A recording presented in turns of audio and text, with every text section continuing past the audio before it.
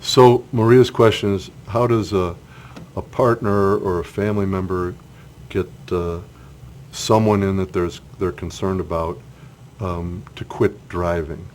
They have alarm. So this could be a long answer.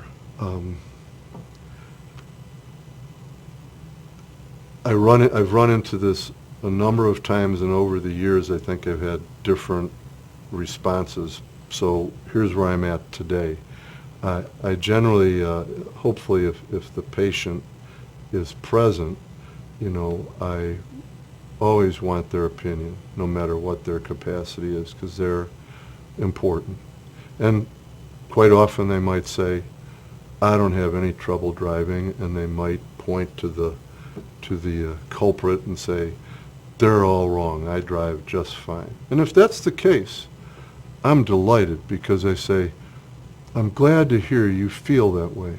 So would you be willing, and I always word it that way, would you be willing to go down to the Department of Public Safety and take a roadside test so you can demonstrate to your family that you're safe for yourself and safe for the welfare of the public? So now you've got a little bit of a verbal jujitsu on them. They might still say, spit in your eye, buddy, I'm not going to do that. I drive just fine. I don't need to do such nonsense. Okay. But I'll start there, because I kind of want to put the ball in their court. And I'll tell you a real life story. So I had a fellow that did just that. And he went down, and they gave him pass with flying colors. But they refused to renew his driver's license because he had a diagnosis of MCI. And I wrote a letter saying that he was living independently. He had some help, but he'd passed his driver's test, didn't have any problems with vision, and that at this point in time, despite his diagnosis of minimal cognitive impairment, that the state of Texas felt he was safe to drive on the road. But I'll follow up as I see him, and if that situation changes, I'll amend that letter accordingly. So the second part of that is they say, well, I'm not going to go do that. It's wonderful here in San Antonio because we have two facilities, Warm Springs and RIOSA, Rehabilitation Institute of San Antonio, and they have driver simulators. So instead of going out on the road, the patient at risk can go to the simulator, and it looks at reaction times and whether they're missing the stop sign and signaling, and they present them various scenarios, and it's scored, and it basically tells them whether they're red, yellow, or green lighted to drive.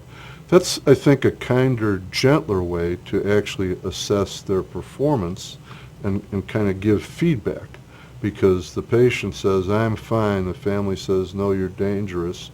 So we've got this split, and we're trying to negotiate something for the patient's safety and the welfare of the public. And that's kind of my last piece. If all else fails, I kind of fall on my knees and implore the patient, if you believe you're a safe driver, so be it. But we're not just talking about you. We're talking about, and I get theatrical, we're talking about another car, maybe a young mother with 3 small children in it, and is there the possibility that you might be unsafe, not for you, but for them? And quite often, that I realize that's kind of sensational and maybe a low blow, but sometimes you have to reach if all else fails. So what is it? Desperate times call for desperate measures. So those are my thoughts. I guess if all else fails, then it's time to do what we do when all else fails. What do? We call the authorities. And they make the decision, and usually that comes pretty punitively. I've never had to do that. Now, I have had families that have gone to extraordinary lengths, hide the keys, dismantle the carburetor when cars had carburetors. And my most favorite was they put the car up on blocks and took all 4 tires off. But Well, I'd like not to come to any of that. Oh, I forgot to throw in, another thing I toss in is they say, when I was a little kid, I thought rich people had swimming pools and chauffeurs, so you deserve a chauffeur. It's time now for you to be driven around. And sometimes they smile and they kind of say, oh, I never thought about it that way. We're pulling out all the stops.